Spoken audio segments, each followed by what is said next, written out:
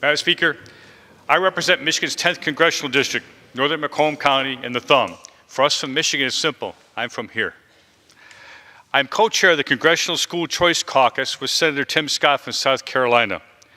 Today, a number of members are gathered here on the floor to celebrate all types of school choice, from traditional public schools to public charter schools, public magnet schools, online learning, private schools, homeschooling, and more. Every year, National School Choice Week offers an opportunity to parents, educators, students from around the country to come together and share the many successes of education choice in this country. Yesterday, I introduced a resolution in the House recognizing the importance of school choice the week of January 20th through January 26th. I spent 35 years in private education, in career education and workforce education. I know the importance of a preparatory education, of a K-12 education, to success in the future. I'm the oldest of 7 children. My family struggled. Dad built trucks to the line when he wasn't laid off, and Mom worked at the Salvation Army. I was the first in my extended family to ever set foot on a college campus. Never mind actually graduate. I saw firsthand the importance of that education and the skills I could acquire if I put my mind to it. My mom convinced me I could be anything. And to her credit, I became CEO of a fair-sized company, devoted to workforce education, to helping people gain the skills necessary for a career or to retrain if they lost their jobs. My company ran some of the largest welfare to work programs in the country back when welfare to work meant going to work. I personally benefited from that alternative education when I went to college. As a father of 6, I also know that no 2 kids are alike. Yes, I'm the father of 6. You would think I'd have learned after being the oldest of 7, but I didn't. We have a blended family. My oldest is in her 30s. My youngest is 8 years old. We adopted him from Russia 6 years ago. And I know that one size of education does not fit for all children. One of my children, my daughter who's 17 now, attends a virtual academy because those of us with teenagers know that getting your child up, who's a teenager, early in the morning to go to school is like running a zoo. It doesn't go well. So she goes to virtual school, controls her schedule, controls what classes she does that day, controls her time, and learns to manage time like we all have to learn as we get older. My youngest son has special needs that traditional schools have not handled well. He has some learning disabilities. He has dyslexia, ADHD. It's been suggested I suffer from that as well some days. So we had to find an alternative for him.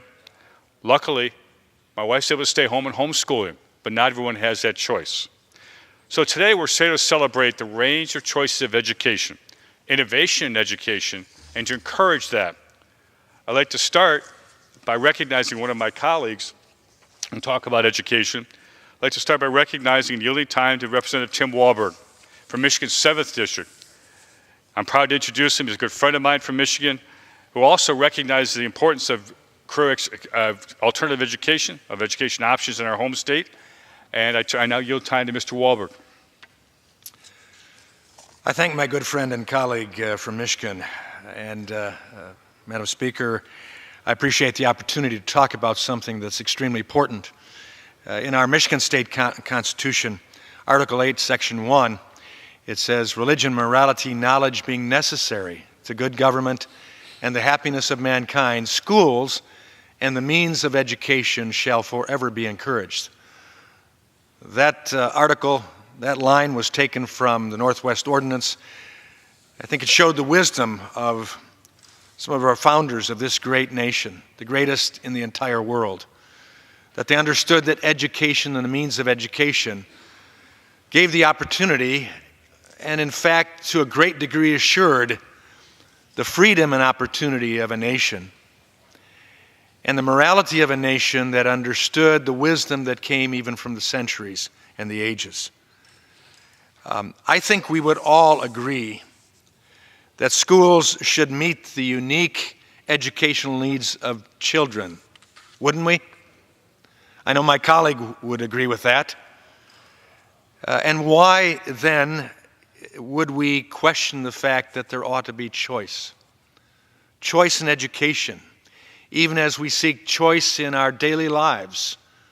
That's what makes America great. School choice gives parents and children the options, allowing the children to flourish, That's the intended goal, isn't it? Michigan has a variety of options, and I'm grateful for that. It didn't always have those same options, but we do now. Just 25 years ago, as of this week, Michigan struck out on a new opportunity in the fact of allowing charters, public charters, to take place. And in those past 25 years, we've literally seen 1 million students attend Michigan's charter schools. Has every charter been perfect or successful? No. But overwhelmingly, charters have served Michigan well as a choice, as an option. I think of the community like Detroit, where in the Detroit News just this week, an article was written talking about the success there of the Detroit Edison Public School Academy. Ranked number 1 open enrollment school in the entire city when it comes to college enrollment. Over half of the students in Detroit, a great city, have now the opportunity and take the opportunity to attend charter schools, and they're flourishing. Michigan has a variety of options available to our 2.2 million children living in that state, including the opportunity to attend traditional public schools outside neighborhood boundaries. That's a good thing. Again, it gives choice, meeting the needs of students. Now, I had choice, like my colleague, relative to my children. Not all people back in the 80s and mid-90s, when my children were going to their grade school and high school education opportunities, had the same choices. Each one of my 3 kids were different in unique ways. They learned different. They had different aptitudes and desires and longings, interests. We had the opportunity to send our 3 children to public school, private school, and homeschool, and one of our children to vocational school, as it was called at the time, for career and technical education that changed her life literally. I thank God for that opportunity. We used it not simply to make choices and have differences, but to meet those unique educational needs and opportunities of our kids. And it worked. It worked for them. You know something, and I so appreciate my good friend and colleague of having this special order tonight, because it's a time when we can talk through, Representative Mitchell, some of what we would call common sense ideas and values and beliefs, but too often we forget about it. For instance, do parents know their children's unique needs, unique abilities, unique strengths and weaknesses better than anyone else? I think the answer, that you and I would agree, that the overwhelming majority of parents, we can always pick out that dysfunctional family, and sadly we need to work in those areas. But the overwhelming majority of parents have a clear love for their kids, know their needs, and if given the opportunity will make the best choices for their educational experience. I've seen that. I've seen that in upper income strata. I've seen that in lower income strata. I've seen that in rural communities. I've seen that in urban communities. I've seen that in suburban communities. Parents generally want the best for their kids, and that includes education. So for us to support and encourage choice, and with that choice to certainly hold accountable, but nonetheless to encourage choice for parents to make those choices for the best interest of their kids, I see that as an American way.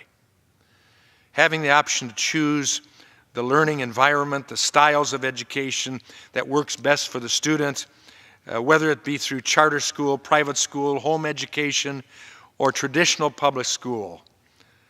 Having choices allows students to grow and find their sweet spot. I saw that with my kids, and I want that with all children. And so, Representative Mitchell, thank you for encouraging us to think this through during this special National Choice Week, and to redouble our efforts to say we want kids to be educated, we want to give them that choice, we will support that, and in fact then we will promote quality in education. Thank you, and I yield back. I thank the gentleman from Michigan for joining us tonight and talking about school choice as he sees it. You see, parents have a choice, give their kids a chance, in many cases, a chance that their zip code or their learning limitations otherwise would limit them from. Let me give you an example. When in K-12 education, I was regularly placed outside the classroom at a desk to work independently on projects. Why? Well, because I asked too many questions. That isn't exactly a learning model we would endorse these days. My senior year of high school, I was asked to attend one class each semester by the assistant principal, debate and public speaking, because, again, I asked too many questions, and it was easier for everybody if I just took exams and read and wrote reports rather than go to class because it was simpler for the teacher.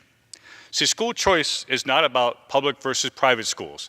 It's not about a school system. That's a false dichotomy. It's about creating an environment in which the students' needs are met. Then they're met to gain skills, not to meet standards, not to get grades, but to have the skills necessary to be successful in their life. Let me give you one quick example before I turn to one of my colleagues. Allie Minton from Port Huron district, part of my district, has a story I want to tell. She was skeptical about education and educational choice until dire circumstances drove her to enroll both her sons in a cyber school, not unlike my daughter. The St. Clair County family's brick and mortar school left them in a difficult place by not adapting to the special needs of their children. She says, our family chose to utilize school choice because our youngest son is epileptic and our oldest son is dyslexic. She notes that how one son was struggling academically while the timing and intensity of his seizures interfered with him regularly going to school and maintaining full school hours. Her other son with dyslexia was having a difficult time keeping up with schoolwork. Now in their 6th year at Michigan Connections Academy, the Minton boys are making great strides in the freedom to learn how best for them.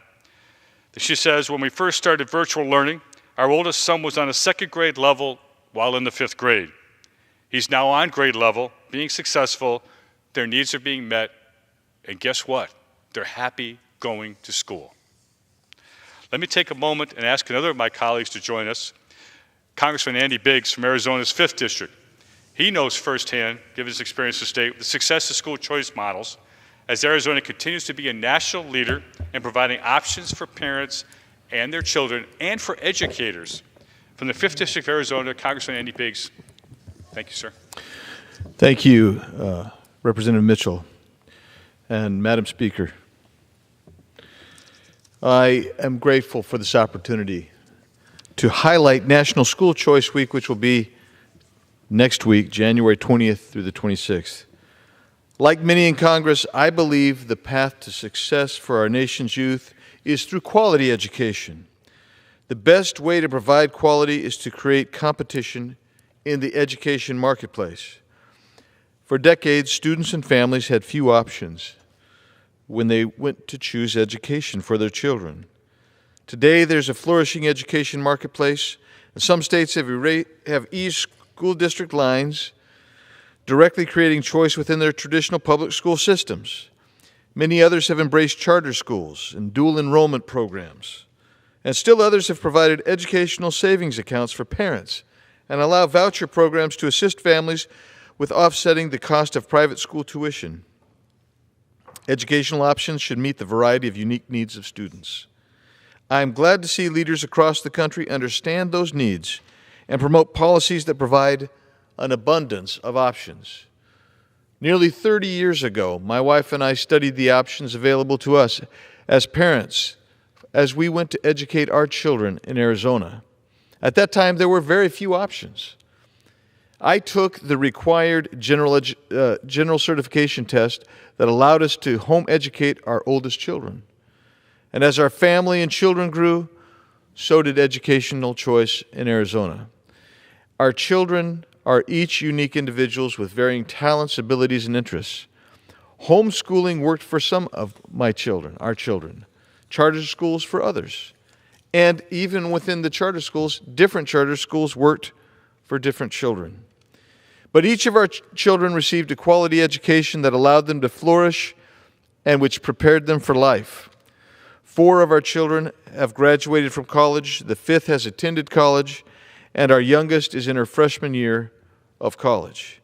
My wife and I are pleased with their successes and are deeply appreciative of Arizona's liberal school choice policies that allow every child an opportunity to thrive and grow in a school that is a best fit for them. And today, in Arizona, there are more than 550 charter schools with 186,000 students enrolled in the 2016-2017 school year. That's an increase of 10,000 students, or almost 6% over the previous school year, and makes up about 17% of all of Arizona's public school students. But school choice doesn't stop with charter schools in Arizona. We also offer scholarships funded by state tax credits to help make private schools more affordable, as well as educational savings accounts that help more than 5,400 students and their families choose the educational option that is best for them. I firmly believe parents and students should be in the driver's seat when determining which educational path best fits their needs. They can only do this if local, state, and federal leaders continue to reduce involvement in education decision-making. Again, I thank Representative Mitchell and for the leaders here today and those who are working for school choice across this country, those who are fighting for policies that benefit students and their families. Today's youth will be our future leaders in this great nation and even in the world. It is thusly imperative that we provide them with the highest quality education to ensure they have the foundations necessary to become the leaders we need. Thank you. I yield back. Thank you to Congressman Biggs for sharing his experience and background, and I really appreciate him taking the time this evening to talk about the importance of school choice. And as he notes, education should not be measured by should be measured by skills gained, not by standard tests, not by grades, but what young people can do as they move through educational process, begin post-secondary education, and start careers. Because long term, ultimately the assessment is not what a standardized test said, it's what you can get done in a day and what you can achieve. Part of that is an exposure to STEM, science, technology, vocational skills, trades. The reality is we don't do enough in the education system to give those choices to young people. In many cases, where they live limits their access to those options. I have an example of a neighbor of mine. Their son wishes to take a vocational program that's offered at a school on the other side of the county line. Now, ironically, by the way, it's closer if he goes there, but because of the funding limitations in the school systems, he can't. Again, we don't want to limit young people's choices. We want to give them options. In order to make education options more available, students, parents, and school choice advocates must work together to get out the information of why it's so important, what difference it makes. Let me give you a couple more examples. Natalie Fenchel testified before the Michigan Civil Rights Commission in July of 2018, talking about school choice. She says there's a lot of misconceptions about charter schools. Fenchel said, I really got a lot of benefits from going to a charter school and continue to go throughout my college career, especially with my nursing school. I feel so well prepared. She lives in Traverse City, by the way, northern Michigan. Traverse City is pretty rural, and charter schools really provided a second option for me. Grand Traverse Academy provides so many benefits that would be unable to be achieved for rural students that otherwise would be difficult. I'm just really grateful I went to a charter school. It's helped me pursue my nursing degree. Let me give you one more example I think would kind of tell the story of school choice and school options.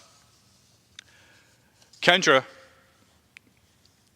now at Howard University, says things could have turned out differently if I didn't have the opportunity to pursue a different educational path when I was younger. Thankfully, my parents were given the option to exercise school choice, which is unfortunately not the norm for every student. Kendra's right. It should be the norm for every parent and every student. We can't wait, nor should we, for government policy to fix it. There should be no federal policy. I'm not here advocating a federal policy for school choice. Rather, I'm advocating that we make those options available through sharing information, highlighting models, encouraging states and communities to make sure they're meeting the needs of young people across America. Because as Congressman Biggs notes, the future of America is those young people.